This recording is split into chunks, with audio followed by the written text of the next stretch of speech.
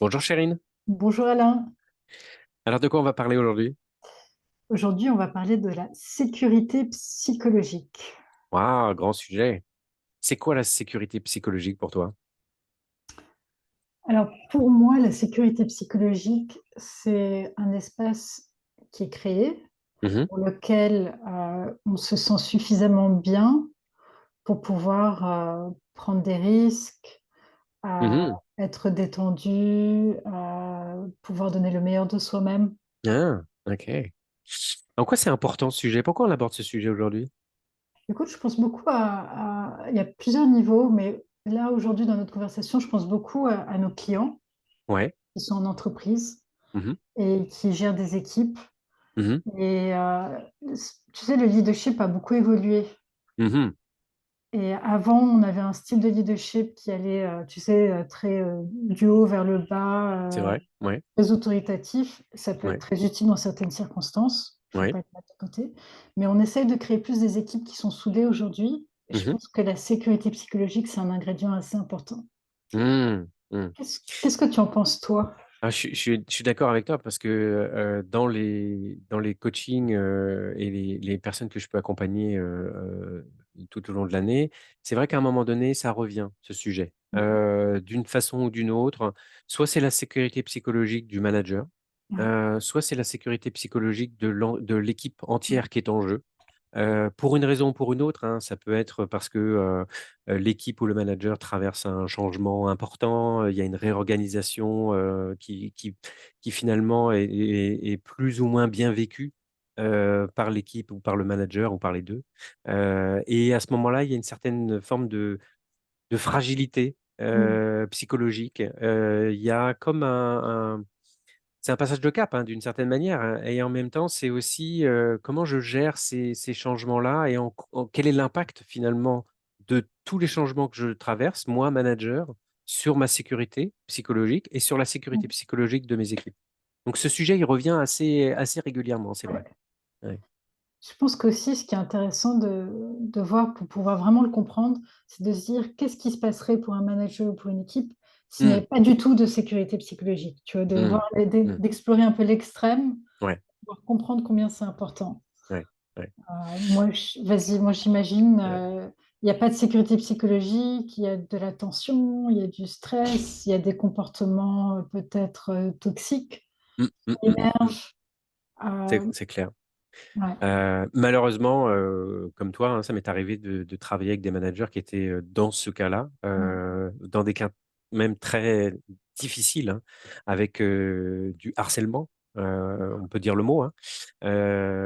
Donc une pression, extrêmement forte, qui déstabilise complètement la personne, qui mmh, l'empêche finalement de reconnaître sa propre valeur, qui lui, finalement, qui la freine dans tout ce qu'elle peut entreprendre parce que, le manque de sécurité psychologique lui donne absolument plus la liberté d'être, naturel, authentique, ouais, d'utiliser ses propres ressources finalement.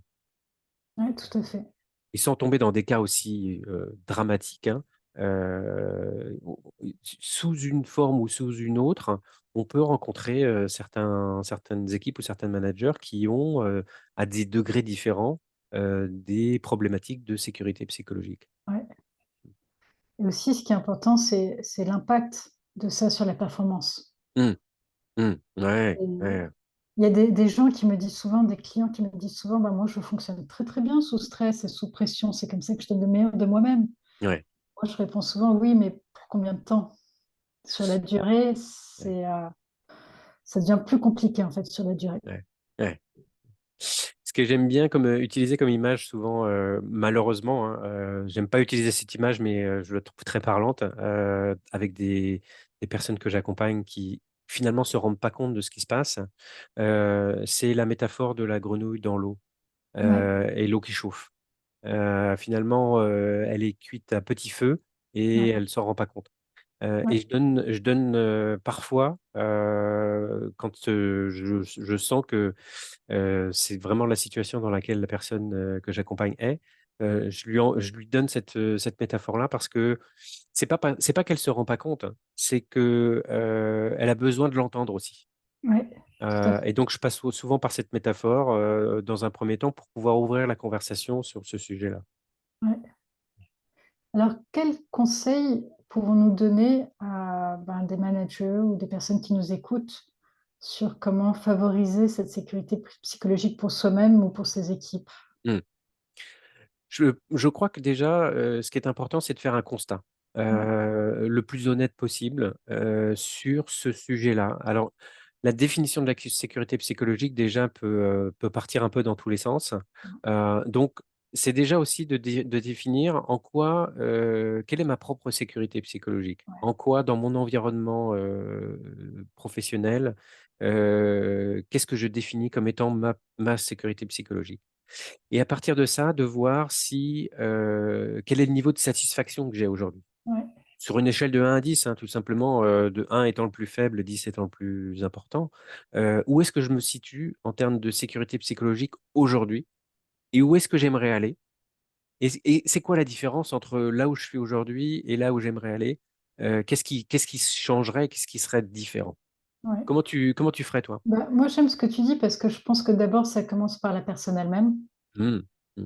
et que si cette personne a une équipe qui travaille avec elle, bah, si elle-même, elle n'est pas en sécurité psychologique, ça va être très difficile de créer un espace pour l'équipe de l'être soi-même. Donc déjà, ça commence par la personne elle-même. Bien sûr.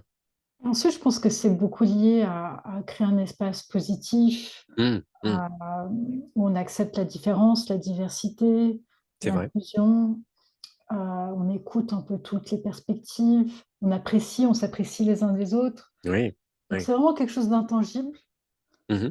et je pense que quand on est bien soi-même, bah, on peut aussi créer cet espace, avec nos équipes et le fait d'en être conscient, après ça vient naturellement avec sa personnalité, Oui. ses valeurs, ses principes.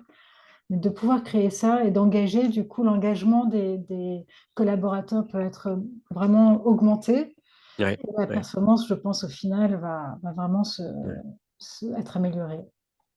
Ouais, je crois que tu as vraiment bien résumé ça, ça commence par soi-même. Ouais, Être capable être en capacité de mesurer sa propre sécurité psychologique. Tu sais, c'est comme, la métaphore du masque dans l'avion, hein. On pose ouais, d'abord son masque avant de s'occuper des autres. Ben, c'est un peu aussi ça en entreprise, c'est qu'on s'occupe de soi avant de s'occuper des autres, ouais, pour pouvoir être en capacité de.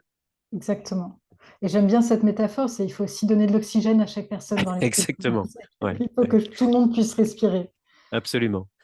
Ça peut être le mot de la fin pour aujourd'hui. Ouais, merci Merci Alain. Chérine, à très bientôt. Au revoir. Au revoir.